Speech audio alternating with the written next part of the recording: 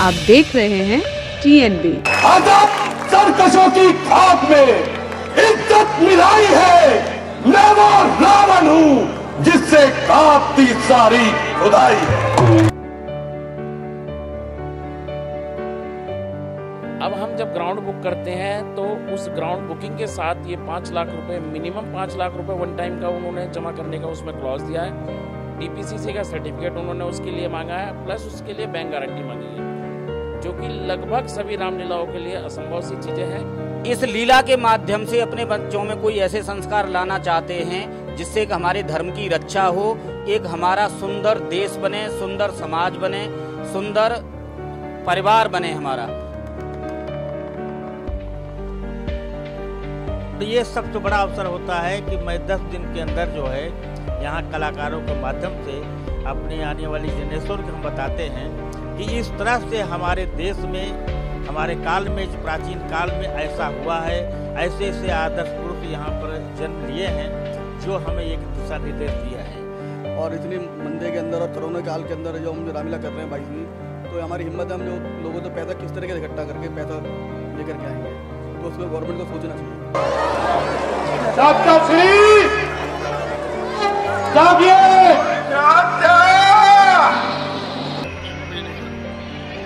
उनकी पूजा, उनकी सेवा,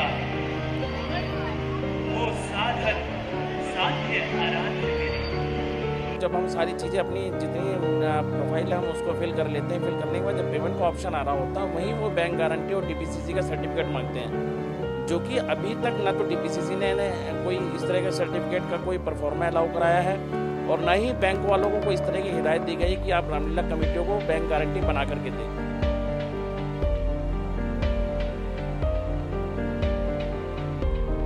नमस्कार, बहुत स्वागत है आप सभी का TNB में। मैं हूं आपके साथ निशा लखवाल। दिल्ली एक ऐसा राज्य है जिसमें कहें कि तमाम धार्मिक जो है प्रोग्राम लगातार होते रहते हैं और अभी कुछ ही समय बाद या कहीं कि कुछ ही महीनों बाद रामलीला आने वाली है। लेकिन उसके आने से पहले ही जो रामलीला समितियां थी, जो रामलीला का मंचन करती थी, उनकी परेशानियां जो हैं वो लगातार बढ़ती हुई नजर आ रही हैं। पहले DDA ने जो बुकिंग शुल्क था उसे 10 लाख कर दिया था, लेकिन अब उसे जो रामलीला समिति थी, जो रामलीला मंचन समितियां हैं, उनके विरोध करने के बाद उसको घटा दिया गया है। 5 लाख रुपए बुकिंग राशि कर दी गई है, लेकिन इसी के साथ ही तमाम दिशा निर्देश भी जो है वो दे दिए गए हैं। तो इससे कितनी परेशानियां आ रही हैं, किस तरीके की रुकावट जो रामलीला का मंचन किया जाएगा उसमें आएंगी, ये हम बात करेंगे, इन्हीं लोगों से जानेंगे। हमारे साथ विष्णु अवतार रामलीला कमेटी के तमाम पदाधिकारी आज यहाँ पर मौजूद हैं, उनसे हम बात करेंगे। सर, सबसे पहले तो बहुत बहुत स्वागत है आपका। मैम धन्यवाद। मैं विष्णु अवतार रामलीला कमेटी शास्त्री पार्क से महासचिव दिवाकर पांडे। सर, मेरा सवाल सबसे पहला आपसे यही है कि पहले 10 लाख था, अब 5 लाख कर दिया गया है, लेकिन उसके साथ साथ बहुत सारी कंडीशंस रख दी गई हैं। तो आप एक रामलीला का मंचन करते हैं, कितनी परेशानी आएगी इस कंडीशंस जब ये लागू कर दी गई हैं इसके दौरान? मैम, विष्णु अवतार रामलीला कमेटी लगातार 22 वर्षों से इसी मैदान पे शास्त्री पार्क में लीला का मंचन करती आई है। सभी विभागों से समय समय पे अच्छा सहयोग मिलता रहा। पिछले 2 वर्ष में भी, कोरोना काल में भी सभी विभागों ने अपनी सामर्थ्य के अनुसार लीला का सहयोग किया। इस वर्ष एक टेक्निकल प्रॉब्लम आ रही है DPCC की तरफ से, जिसने DDA को निर्देशित किया है कि जो भी रामलीला ग्राउंड आप बुक करते हैं उसमें पहले उन्होंने 1 हफ्ते पहले तक 10 लाख रुपए उसकी सिक्योरिटी राशि रखी थी हर ग्राउंड की, हर दिन के हिसाब से, जिसको उन्होंने मानवीय आधार पे घटा के 5 लाख कर दिया। लेकिन लीला कमेटियों के लिए वो 5 लाख राशि भी बहुत ज़्यादा है और उन्होंने 5 लाख राशि 10 दिन तक या 12 दिन तक अगर हम करते हैं तो वो भी बढ़ा के 10 गुना या 12 गुना की जा सकती है उनके जुर्माने के हिसाब से, उनकी गाइडलाइन के हिसाब से। अब हम जब ग्राउंड बुक करते हैं तो उस ग्राउंड बुकिंग के साथ ये 5 लाख रुपए, मिनिमम 5 लाख रुपए वन टाइम का उन्होंने जमा करने का उसमें क्लॉज दिया है। DPCC का सर्टिफिकेट उन्होंने उसके लिए मांगा है, प्लस उसके लिए बैंक गारंटी मांगी है, जो कि लगभग सभी रामलीलाओं के लिए असंभव सी चीज़ें हैं। तो मेरा आपके चैनल के माध्यम से सरकार से भी आग्रह है, निवेदन है कि रामलीला समितियों के बारे में भी सोचें। रामलीला समितियाँ, सभी समितियाँ घर घर जाके लोगों से पैसा इकट्ठा करके रामलीला का आयोजन करती हैं, धर्म का कार्य करती हैं। अगर उनके साथ इस तरह की चीज़ें आ रही हैं, परेशानी आ रही हैं, तो निश्चित रूप से सरकारों को भी इस विषय पे सोचना चाहिए और लीला समितियों को थोड़ी सी इसमें राहत देने का प्रयास किया जाना चाहिए। ईटीपी लगाने के भी निर्देश दिए गए हैं, उसके लिए आप क्या कहेंगे? मैम, ईटीपी जो उन्होंने लगाया है कि भाई आपके यहाँ जो कूड़ा निस्तारण होता है या जो वेस्ट पानी का निस्तारण है उसके प्लांट को लेकर के आप क्या करेंगे, तो मेरा आग्रह डीपीसीसी से यही है कि जैसे अभी कांवड़ कैंप के दौरान दिल्ली सरकार ने सुविधाएं दी हैं, यहाँ के जो कांवड़ कैंप लगाए हैं हम लोगों ने, उसी तरह से इस धार्मिक आयोजन को भी उसी मद्देनज़र रखते हुए हमें उससे छूट दें या कोई ऐसा प्रावधान दिल्ली सरकार करे कि समितियां उसकी देखरेख कर दे, लेकिन प्लांट दिल्ली सरकार या डीपीसीसी लगा दे, हमें उसमें भी कोई ऐतराज़ नहीं है। दरअसल जो विष्णु अवतार रामलीला कमेटी है ये काफ़ी बड़ी है, काफ़ी पुरानी है। यमुना पार की सबसे बड़ी रामलीला इनके द्वारा आयोजित की जाती है। हमारे साथ कुछ और साथी हैं, उनसे बात करते हैं। सर, निर्देश ये भी दिए गए हैं कि जो ग्राउंड है वहाँ पर किसी तरीके का खाना नहीं बनेगा, किसी भी तरीके के बर्तन जो है वो नहीं धुलेंगे, और अगर ऐसा कुछ करते हुए पाया जाता है तो जुर्माना जो है वो 5 से 50 लाख तक का लगाया जाएगा। क्या कहें? मैडम ये बताइए, पहले तो ये जो गवर्नमेंट कर रही है, अब मान लो हमारे कलाकार हैं 5 बजे आ जाते हैं और रात को 1 बजे 1:30 बजे जाते हैं, तो क्या उनको भूख नहीं लगेगी? तो उनकी व्यवस्था नहीं करी जाएगी? या हम जो मेन आदमी हैं या और भी लोग हैं जो हमारे VIP आते हैं, क्या उनको भूख नहीं लगेगी? तो उनके लिए खाने पीने की या जलपान की व्यवस्था ना करी जाए। अगर वो करते हैं तो हमें जुर्माना भरना पड़ेगा, तो वो जुर्माना कहाँ से आएगा? और इतनी मंदे के अंदर और कोरोना काल के अंदर जो हम जो रामलीला कर रहे हैं 22वीं, तो हमारी हिम्मत है, हम जो लोगों से पैसा किस तरीके से इकट्ठा करके पैसा लेकर के आएंगे, तो उसको गवर्नमेंट को सोचना चाहिए। एक और साथी हमारे साथ, उनसे हम बात करेंगे। सर, मैं आपसे यही जानना चाहूँगी कि लगातार बीजेपी भी इसका विरोध कर रही है, डीडी की तरफ से जो फैसला दिया गया है। आपके यहाँ से जो सांसद हैं मनोज तिवारी, उनसे भी आप लोगों ने कहा है कि हमने बात रखी है, लेकिन आप लोग जो विष्णु अवतार रामलीला कमेटी है वो बहुत बड़ा आयोजन रामलीला का करती है, जिसमें झूला मिलन भी लगाया जाता है, तमाम स्टॉल्स भी लगाए जाते हैं, काफ़ी सारी चीज़ों का आयोजन करती है। लेकिन अब डीडीए की तरफ से इस तरीके की रोक लगा दी गई है, तो कितनी परेशानियाँ आएंगी, क्योंकि कलेक्शन भी इकट्ठा होता है, उसके बाद चीज़ों का निपटारा करना होता है, बहुत सारी चीज़ें होती हैं। बहुत बहुत धन्यवाद मैम, आपने जो मेरे को अपने विचार रखने का मौका दिया। मैं ठाकुर प्रेमपाल सिंह, प्रधान विष्णु अवतार रामलीला कमेटी शास्त्री पार्क से। मैम, ये विष्णु अवतार रामलीला कमेटी पिछले विगत 21 वर्षों से बड़ी विषम परिस्थितियों में, पिछले 2 साल जहां दुनिया में कहीं रामलीलाओं का आयोजन नहीं हुआ, हमने पूरे एक निष्ठा और एक कर्तव्य का पालन करते हुए, अपनी सरकार की गाइडलाइनों का पालन करते हुए बहुत सुंदर तरीके से आयोजन किया, जिसमें किसी भी गाइडलाइन का हमने उल्लंघन नहीं किया। अब इस बार जितनी अपेक्षाएं सभी पूरे समाज को, हमारे पहले तो क्या है कि रामलीला भगवान राम के एक चरित्र का एक ऐसा वर्णन है, मर्यादा पुरुषोत्तम राम हैं, हमारा हिंदू धर्म है और भगवान राम हमारी आस्था के केंद्र हैं। उनकी लीला को हम बच्चों को, अपने आने वाले संस्कारों को इस लीला के माध्यम से अपने बच्चों में कोई ऐसे संस्कार लाना चाहते हैं जिससे कि हमारे धर्म की रक्षा हो, एक हमारा सुंदर देश बने, सुंदर समाज बने, सुंदर परिवार बने हमारा। तो उसके नज़रिए से ये एक प्रभु श्री राम जो कि मर्यादा पुरुषोत्तम हैं, उन्होंने अपनी पत्नी के प्रति, अपने भाई के प्रति, अपने पिता के प्रति एक परिवार में किस तरीके से कर्तव्यों का पालन किया, ये एक अच्छे भाव हैं जो हम अपने समाज को और अपने परिवार को अपने माहौल में देना चाहते हैं, और हमारे हिंदू धर्म का ये प्रतीक भी है। तो इसको करने के लिए कितनी विषम परिस्थितियों में आज के समय में ये सभी रामलीला कमेटी नए सिरे से खड़े होकर इस बार रामलीला मंचन करने जा रही हैं। क्या अपने धर्म का प्रचार करना, अपने समाज को अच्छा बनाना, ये हम कोई ऐसा गुनाह तो करते नहीं है और ना ही हमारा कारोबार है। तो मैं न तो बीजेपी, आम आदमी या किसी भी सरकार के किसी उसका विरोध करना चाहता नीतियों का, न किसी दिल्ली सरकार का या पॉल्यूशन कंट्रोल बोर्ड के किसी भी, वो हमारे लिए अच्छा ही सोचते हैं। लेकिन आज जो भी कुछ कर रहे हैं, जिस तरीके की वो अपने रूम में बैठ के, AC रूम में बैठ के जैसे जो गाइडलाइन बना रहे हैं, उस तरीके से रामलीलाओं का मंचन कर पाना बहुत ही असंभव कार्य है।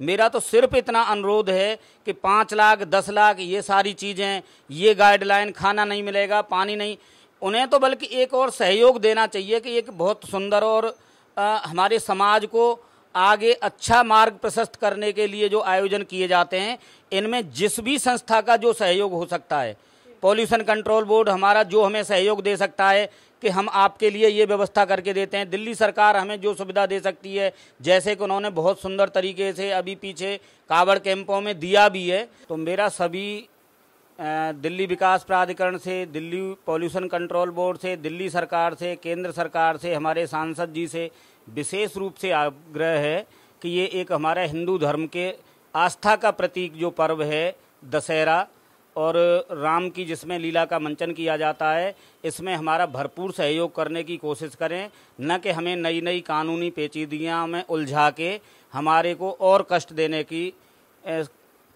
ऐसी कोई व्यवस्था ना बनाएं। हमें बहुत अपेक्षा है अपने सभी पूरे दिल्ली सरकार से, केंद्र सरकार से और सभी सरकारी संस्थाओं से कि वो इसमें हमारी सुगमता को देखते हुए जिससे कि हम रामलीला मंचन कर पाएँ, हमारे कार्य को सुचारू रूप से चलने में सहयोग करेंगे।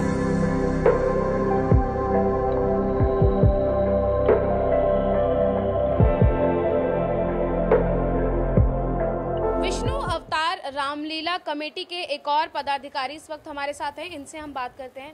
सर, रामलीला का मंचन करना हमारे देश के लिए काफ़ी अच्छी और सौभाग्य की बात है, क्योंकि इतिहास में जो चीज़ें हुई हैं, हमारे जो इष्ट रहे हैं, हमारे देवी देवता हैं, उनके बारे में आगे आने वाली पीढ़ी को जानकारी मिलती है। लेकिन इस तरीके से जो डीडीए और डीपीसीसी की तरफ से जो निर्देश आ रहे हैं, उससे कहीं ना कहीं जो है इसमें रुकावट एक तरीके से देखी जाएगी। मैं राजमणि मिश्रा, प्रमुख संरक्षक विष्णु अवतार रामलीला कमेटी शास्त्री पार्क। देखिए, रामलीला एक ऐसी चीज़ है कि जिसके माध्यम से हम आने वाली जनरेशन को हम ये बताते हैं कि हमारी पुरानी संस्कृति क्या थी, पुरातन में हम किस तरह से जीते थे, और जो आजकल हम सब भूले जा रहे हैं कि माँ बाप का क्या फ़र्ज होता है, माता पिता का क्या फ़र्ज है, पिता पुत्र के साथ क्या है, भाई बहन के साथ क्या, भाई भाई के साथ क्या है। ये तमाम चीज़ें हमें रामलीला में मिलती है। और ये सबसे बड़ा अवसर होता है कि मैं 10 दिन के अंदर जो है यहाँ कलाकारों के माध्यम से अपने आने वाली जनरेशन को हम बताते हैं कि इस तरह से हमारे देश में, हमारे काल में, प्राचीन काल में ऐसा हुआ है, ऐसे ऐसे आदर्श पुरुष यहाँ पर जन्म लिए हैं जो हमें एक दिशा निर्देश दिया है। अतः हम सबको चाहिए कि हमारे पुराने जो पूर्वज हैं, पुराने जो महान आत्माएं हैं, उसके बताए हुए के अनुसार हम आगे अपना चलें और अपने जीवन पद्धति में सुनाएं। क्योंकि भारतवर्ष एक ऐसा है जहाँ की भारतीय संस्कृति पलती है। पूरा पाश्चात्य देश आप देख रहे हो कि सब जो है आजकल जो है अपने धर्म के खिलाफ ही जा रहा है, या जो अपने धर्म के रूप में मनाते हुए कट्टरता साथ में लाते हैं। लेकिन हमारा सनातन धर्म एक ऐसा धर्म है जहाँ कट्टरता नाम की कोई चीज़ नहीं है। यहाँ पर भाईचारा भी है, शांति बनाए रखना है, सबसे मिलजुल के साथ रहना है। इस तरह से हमारे मनीषियों ने, हमारे ऋषि मुनियों ने आगे चल के हमें बताया है। स्वामी विवेकानंद का आपने नाम सुना होगा, सबको है। उन्होंने पूरे विश्व में एक संदेश दिया है, शांति का संदेश दिया है। तो हमारे मनीषी ऐसे हैं जो कि ये सब कर सकते हैं, क्योंकि हमारा संदेश शांति के लिए है, भाईचारा बढ़ाने के लिए है, सब लोग आपस में मिल के रहो। इसलिए देखो, रामलीला का मंचन कराना बहुत ही आवश्यक है। हमारी सभ्यताओं को सबको बताना है, इसलिए रामलीला आवश्यक है।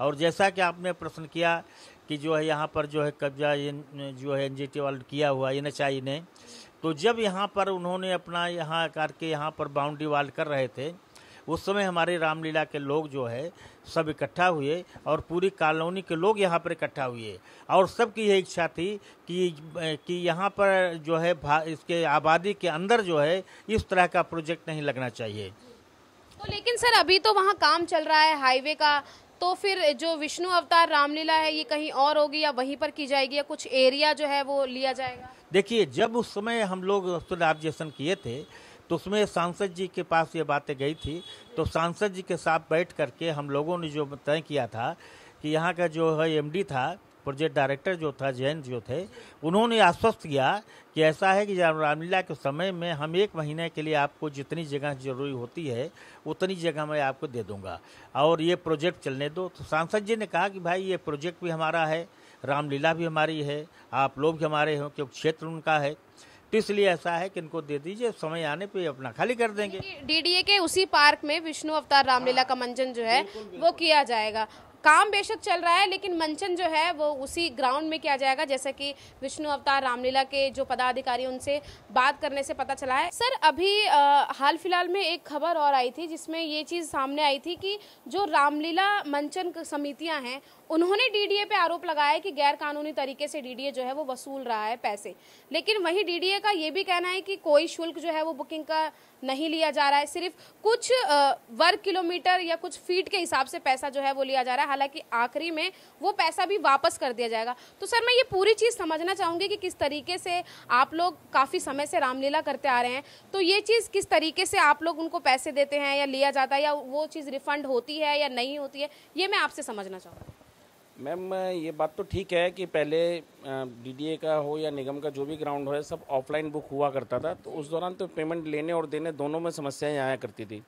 लेकिन पिछले कुछ सालों से बेसिकली मैं अगर डीडीए की बात करूं, क्योंकि यहाँ डीडीए के रामलीला मैदान में ही रामलीलाएं होती आई हैं, तो डीडीए को हम ऑनलाइन बुकिंग करते हैं। ऑनलाइन बुकिंग में जितना हमारा, क्योंकि रिलीजियस उसका उद्देश्य होता है रामलीला करने का, तो उसके लिए जितनी भी हम उनको फीस जमा करते हैं, जितनी उनकी लाइबल फीस होती है उतना काट के वो सिक्योरिटी राशि हमें हमारी जो होती है वो वापस हो जाती है। तो उसमें कोई ऐसा इशू नहीं आया। बेसिकली इस बार डीपीसीसी को लेकर के कुछ हिदायतें उन्होंने डाले, जिसकी वजह से उनका सिस्टम ही अभी पूरी तरह से लॉक है। हमने उसको कई बार प्रयास भी किया था ग्राउंड बुकिंग के लिए। तो एक जगह जब हम सारी चीज़ें अपनी जितनी प्रोफाइल है हम उसको फिल कर लेते हैं, फिल करने के बाद जब पेमेंट का ऑप्शन आ रहा होता है वहीं वो बैंक गारंटी और डीपीसीसी का सर्टिफिकेट मांगते हैं, जो कि अभी तक ना तो डीपीसीसी ने कोई इस तरह के सर्टिफिकेट का कोई परफॉर्मा अलाउ कराया है और ना ही बैंक वालों को कोई इस तरह की हिदायत दी गई कि आप रामलीला कमेटियों को बैंक गारंटी बना करके दें। तो ये दो इशू हैं जो अभी तक रामलीला कमेटियों ने अपना मैदान बुक नहीं किया इसी को लेकर के। अगर ये दो इशू ख़त्म हो जाते हैं या वो शुल्क ईटीपी वाला ख़त्म हो जाता है तो रामलीला वालों के लिए बहुत सारी सुविधाएँ हो जाएंगी, जिससे तुरंत वो अपना रामलीला का काम सुचारू रूप से शुरू कर पाए। सर एक सवाल और है कि जो रामलीला हम दिखाते हैं उससे कहीं ना कहीं एक अच्छा मैसेज जाता है, लेकिन अब जिस तरीके की रुकावटें आ रही हैं, क्योंकि जिस समय जब राम जी युद्ध कर रहे थे रावण से, तब उस टाइम भी रुकावटें आई थी, और अब आप रामलीला का मंचन कर रहे हैं तो अब भी रुकावटें आ रही हैं, क्या कहेंगे? मैम देखिए, ये तो रामलीला की जो चीज़ें हैं वो अनादिकाल से ही चीज़ें चली आ रही हैं। जब कोई अच्छा काम करने का आप प्रयास करते हैं या श्री राम जी करने का प्रयास करते थे या जिस समय भगवान कृष्ण ने करने का प्रयास किया, तो उस समय भी कुछ तरह की असुरी शक्तियाँ हुआ करती थी। आज इन विभागों को अगर आज के टाइम में हम असुरी शक्तियाँ कहें, क्योंकि एक पुण्य कार्य कर रहे हैं, जैसे हमारे प्रधान जी ने या संरक्षक महोदय ने कहा कि रामलीला का काम एक नैतिक शिक्षा देना, बच्चों को, समाज को एक अच्छा बनाने का कार्य है रामलीला करना। अगर उस रामलीला कार्य को करने में कुछ असुरी शक्तियाँ, जैसे कई विभाग जानबूझ के अड़ंगा डाल रहे हैं, रुकावट बनने की कोशिश कर रहे हैं, तो भगवान राम उन असुरी शक्तियों को भी ख़त्म करेंगे और हमें आपको प्रेरित करेंगे। एक नैतिक शिक्षा बच्चों को मिले, आज आने वाले समाज को मिले, जिससे कि समाज में शांति बने, प्यार और सद्भावना बनी रहे। जी। तो सर एक आखिरी सवाल मैं सर से जानना चाहूँगी कि सर अगर जो गाइडलाइंस आई हैं वो सब कह रहे हैं कि ये सब चीज़ें नहीं करनी है, चाहे खाना बनाना हो चाहे पानी हो, अगर ये सब चीज़ें नहीं होंगी तो फिर कैसे रामलीला का मंचन जो है वो पूर्ण तरीके से हो पाएगा? अभी हमारे दिवाकर भाई ने आपको बताया कि कुछ न कुछ व्यवधान डालने का, जिनकी सोच इस तरीके की होती है कि जिन्हें ना तो हमारे प्रभु श्री राम का जो आदर्श हम अपने आने वाले समाज में और अपने देश में लेके आ पाएँ, अपनी आने वाली जनरेशन में लाएं, जिन्होंने अपने में खुद में संस्कार नहीं देखे होते, वो इस तरह की नीतियां बनाते हैं। क्योंकि जो भी धार्मिक आयोजन होते हैं, मैं अपने विशेष रामलीलाओं के लिए नहीं कह रहा, कोई भागवत हो जिससे कि हमारे समाज को अच्छी शिक्षा मिलती है, धार्मिक कामों में हिंदू धर्म ही धार्मिक कार्यों पर टिका हुआ है, उसी के संस्कार हम अपने आने वाली पीढ़ियों को, जो कि आजकल पाश्चात्य पद्धति के टीवी देख के इस तरीके से व्हाट्सएप इसी माध्यम से चलती हैं, तो उन्हें कुछ हम अपने पूर्वजों के संस्कार जो कि बहुत ज़रूरी होते हैं, आधारशिला होते हैं जीवन की, उनके बारे में समझाने की किसी अलग माध्यम से कोशिश करते हैं। ये भोले बाबा का अभी एक महापर्व चला जो कावड़ शिविर के रूप में था, इसमें कुछ सरकारों ने, कुछ हमारे सरकारी संस्थानों ने अच्छा योगदान किया, तो अभी हम उनकी तारीफ कर रहे हैं। ऐसे ही हम तो किसी की बुराई नहीं कर रहे, उन सरकारी संस्थानों से, चाहे वो डीपीसीसी हो या दिल्ली विकास प्राधिकरण हो या एमसीडी हो, जिनका भी योगदान है, हम उनसे सिर्फ विनम्र निवेदन करते हैं कि ये हमारे भारतवर्ष की परंपरा है, इसको अवरोधित ना करें, हमारा उल्टा सहयोग करें, जिससे कि हम अपने रामलीला का बहुत अच्छे तरीके से, पिछली 2 वर्षों में हम जानते हैं कितनी विषम परिस्थितियां हमने झेली हैं, और आज हम बहुत अच्छे तरीके से भव्य आयोजन करना चाहते हैं, बच्चे और परिवार भी खुल के देखने आना चाहते हैं, तो उसमें ये इस तरीके के खाना नहीं बना सकते, पानी नहीं बना सकते, 5 लाख प्रतिदिन का जुर्माना होगा। हमारे रामलीला से कारोबार नहीं चलते जो हम 5 लाख रुपए जुर्माना भरेंगे, या भूखे मर के रामलीला नहीं हो सकती। धर्म का काम भी जब ही हो सकता है जब एक स्वस्थ मन से और भरे हुए पेट से कलाकार आके वहाँ पे करेगा। वो आप जैसी बहन बेटियाँ ही पात्रों की भूमिका निभाती हैं, जो अपने घर से आती हैं शाम को 5 बजे, वो 2 बजे भूखे पेट नहीं जाएंगी। तो इन सब से आग्रह है कि दोबारा से इन चीज़ों को सोचें, और जिन धार्मिक आयोजनों में वैसे चाहे जितने भी कोई व्यवसायिक कार्य हों उनमें आप जितने मर्जी प्रतिबंध लगाएं, वो अर्निंग करते हैं तो वो अगर जुर्माना भी भर सकते हैं, लेकिन ये धार्मिक आयोजनों में बहुत बड़ा उनका योगदान होता है, उन्हें बढ़ चढ़कर अपनी भागीदारी को निभाना चाहिए। और इस तरीके की कोई भी अव्यवस्था नहीं फैलानी चाहिए कि 5 लाख जुर्माना लगेगा, पानी नहीं होना चाहिए, खाना नहीं होना चाहिए, यहाँ पे चाट गोलगप्पे पापड़ी। दशहरा पर्व ही हमारी आस्थाओं का है। दशहरा में अगर मेला नहीं लगेगा तो कैसा दशहरा, बच्चे क्या देखने आएंगे?